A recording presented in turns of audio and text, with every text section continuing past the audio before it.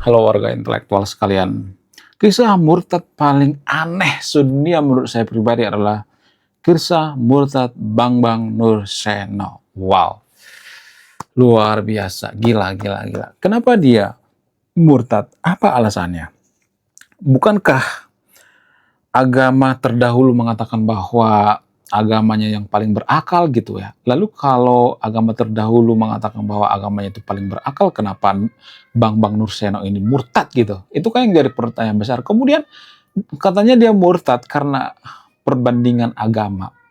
Nah, yang jadi pertanyaan, kalau dia murtad karena perbandingan agama, karena dia seorang sejarawan, ya, karena dia kaum intelektual, kenapa dia murtad ke agama Kristen? Kenapa bukan ke agama Yahudi?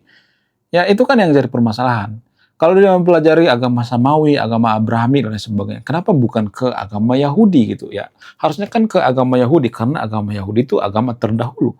Kenapa dia murtad ke agama Kristen? Dan dia murtadnya itu ke agama Kristen Syria, kalau nggak salah ya. Harusnya kalau saya. Nah, yang jadi pertanyaan, kenapa dia memeluk agama Kristen? Apakah karena agama Kristen itu agama yang paling berakal gitu, agama yang paling sempurna gitu ya, apa agama yang paling diridhoi gitu, agama yang paling bisa bikin orang berpikir waras gitu? Bagaimana fakta yang sebenarnya? Jadi di video ini saya tidak akan berpihak pada siapapun, saya benar-benar netral, saya akan bahas dari berbagai perspektif ya. Oke, langsung saja kita pembahasannya, karena ini sangat-sangat pertanyaan yang sangat-sangat misterius menurut saya pribadi ya. Ya, ini sangat ada kejanggalan gitu kalau saya perhatikan. Kenapa dia murtad hanya karena berakal gitu? Kenapa dia murtad hanya karena perbandingan agama?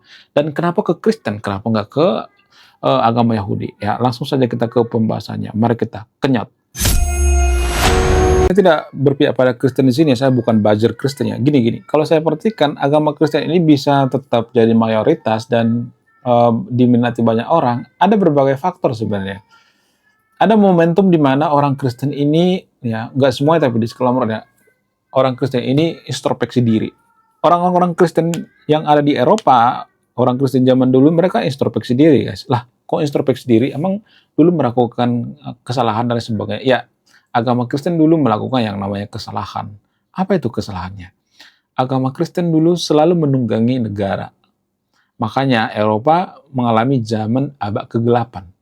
Ya, jadi zaman agak kegelapan Eropa itu mirip-mirip seperti Konoha zaman sekarang ini. Cuman warga Konoha itu males banget membaca ya. Yang dibaca itu cuman kitab suci mereka gitu. Itu namanya doktrin, bukan memperbaiki literasi. Memperbaiki literasi seperti Pak Bambang Nurseno, ya kemudian baca aja guys semuanya gitu ya. Secara antropologi, sosiologi ya. Jangan cuman doktrin-doktrin agama yang dibaca. Kalau doktrin-doktrin agama yang dibaca kita malah terdogma, terdoktrin gitu. Ya, membaca baca semuanya gitu ya. Dari sisi antropologi, semuanya, buku psikologi, buku orang ateis sekalipun ya, seperti bukunya Stephen Hawking dan sebagainya. Pokoknya harus dibaca semuanya supaya apa? Supaya jangan terlalu fanatik dalam beragama.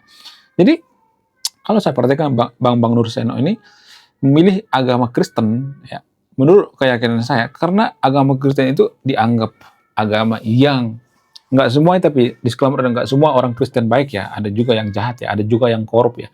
Gayus Tambunan itu beragama Kristen guys, tapi dia korupsi kan. Jadi gini, kalau saya perhatikan itu ya, mayoritas agama Kristen itu mereka mengatakan dari pohonnya lah kita mengetahui buahnya. Kalau pohonnya busuk, ya buahnya juga busuk. Nah itu salah satu yang bikin ya, menurut keyakinan saya, Dr. Bambang Nurseno ini pindah agama. Ya, karena dia melihat buahnya gitu ya. Orang-orang Kristen gimana buahnya? Nggak semuanya, tapi disclaimer on ya. Kalau kita perhatikan data ya, data mengatakan bahwa negara paling toleran, negara paling aman, damai, negara paling menghormati perempuan, paling bermoral itu rata-rata yang benderanya itu ada tanda salib. Seperti negara-negara Norwegia, Finlandia, dan sebagainya. Itu menurut data guys. Saya tidak ngarang gitu. Kalau mau bantah pakai data ya, data yang ilmiah. Warga Konoha itu kan kalau nggak bisa berdebat dengan data, mereka akan mengatakan, oh sok tahu lu, ya ngaji dulu sana, ya sok tahu lu, ya baru juga ilmunya cetek udah ngomong, ya udah bantah pakai data, data yang ilmiah. Ya, gue pengen data yang ilmiah. Data yang ilmiah mengatakan bahwa negara-negara yang paling toleransi di dunia ini ya negara-negara yang di benderanya ada tanda salib. Norwegia, ya ada tanda salib ya. Inggris ada tanda salib ya. Makanya ya, jersey-jersey yang ada tanda salibnya itu di Konoha di-banned guys. Jersey yang ada tanda salibnya. Emang Konoha itu rada-rada ya. Ada tanda salibnya di itu di-banned. Gila emang warga Konoha. Nanti saya akan bikin satu segmen video tentang bahas ini ya jersey yang haram gitu. Gila emang. Muka agama di Konoha itu lagi lucu-lucunya ya. Jadi orang Kristen juga zaman kegelapan seperti itu guys. Ya sedikit-sedikit ya anti agama gitu ya. Sedikit-sedikit anti agama lain maksudnya. Mabuk agama gitu. Orang Kristen sudah melewati itu. Orang Kristen itu ibarat manusia itu bukan masa ininya lagi ya, masa bocil-bocil enggak lagi, udah dewasa gitu ya. Orang Kristen itu adalah ya, maksudnya agama Kristen itu agama yang dewasa, terutama ya, ketika agama Kristen itu dibawa ke Eropa. Jadi boleh dikatakan bahwa agama Kristen ini sudah dicuci di Eropa, guys. Sudah dirubah di Eropa gitu ya. Ya itu pada faktanya. Sehingga menurut keyakinan saya Pak Bambang Nursiono ini melihat orang-orang Kristen mungkin toleransi ya. Sehingga dia menganut agama Kristen gitu. Kenapa bukan Yahudi? Kalau Yahudi itu agak susah ya. Untuk masuk ke agama Yahudi itu susah banget. Kenapa? Ya minimal kita harus ada keturunan Yahudi gitu. Jadi agama Yahudi itu nggak terlalu menginvasi gitu ya, nggak terlalu menyebarkan agama ini ke seluruh penjuru dunia, nggak seperti itu. Ya khusus bagi orang Yahudi aja gitu. Kemudian orang Yahudi juga nggak terlalu religius dalam beragama, ya. Mereka nggak terlalu ada upaya untuk menginvasi negara lain melalui agama, nggak seperti itu. Mereka fokus pada ilmu pengetahuan, ya, penelitian, teknologi dan sebagainya. Makanya banyak orang Yahudi itu yang sangat-sangat luar biasa ilmuwan gitu. Gila banget ya. Tapi ya anehnya warga Konoha itu tidak memahami ya apa yang saya katakan. Ya. Warga Konoha itu sedikit-sedikit, kamu tuh ilmunya masih cetek ya, ngaji dulu sana, sok tahu lu, ateis lu mau ngajak kita tidak beragama, lu pokoknya sedikit-sedikit berbeda pendapat. Nah, orang Kristen apakah seperti itu? Enggak. Jadi orang Kristen itu sama kaum pelangi juga mereka hayu gitu ya, mereka hidup berbarengan sama kaum pelangi. Di Eropa mereka aman-aman aja dengan kaum pelangi, ya kan? Kemudian sama ateis juga hidup berbarengan, sama agnostik juga hidup berbarengan. Jadi orang Kristen itu bisa ya toleransi dengan yang beda agama. Coba agama lain misalnya. Agama Buddha juga masih toleransi, agama Hindu juga masih toleransi, tapi agama lain ribut tuh satu sama lain ya. Ya di Konoha gimana? Boti ya enggak gitulah ya. Pokoknya gitulah guys ya. Saya tidak bisa menyebutkan di sini ya karena ini sensitif guys. Jadi itu yang perlu kita pahami. Ya.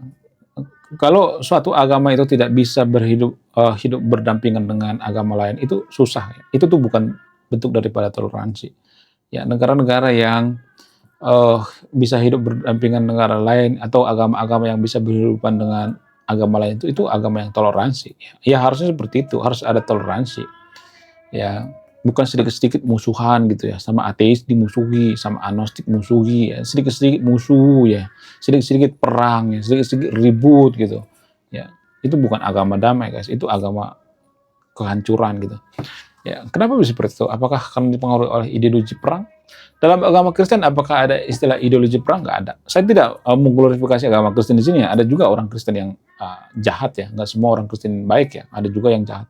Ya, tapi apakah Kristen kalau melakukan kejahatan itu bawa agama? Enggak. Mereka nggak pakai baju pendeta, baju seperti baju suster gitu misalnya, atau baju biarawati, enggak seperti itu. Mereka menjaga gitu. Orang Kristen itu menjaga gitu. Bahkan salib juga kadang mereka nggak pakai gitu.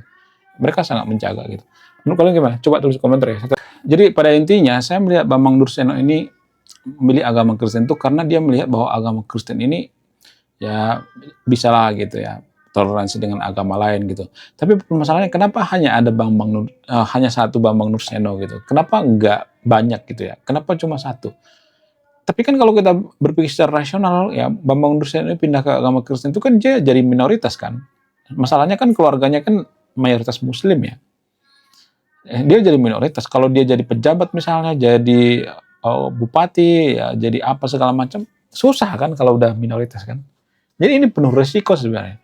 Menurut keyakinan saya, ya untuk jadi pejabat di Konoha itu lebih relevan kalau beragama mayoritas. Kalau enggak, ya susah gitu ya. Susah guys ya. Jadi kita tuh makhluk kawanan gitu. Kalau seagama dengan kita, kita pilih. Kalau nggak beda agama dengan kita, kita pilih. Itu fanatik berlebihan dalam beragama. Makanya agama di Eropa itu dipisahkan dari negara. Tapi kan kita nggak sampai pemikiran sampai ke situ kan. Kita nggak sampai pikiran sampai sekuler kan. Sekuler itu dimusuhi di Konoha. Biar apa? Biar pemuka agama itu bisa dapat jatah dari pejabat. Itu intinya guys. Ya, oke guys, sekian video ini. Terima kasih sudah memahami. Saya warga intelektual. Salam rasional.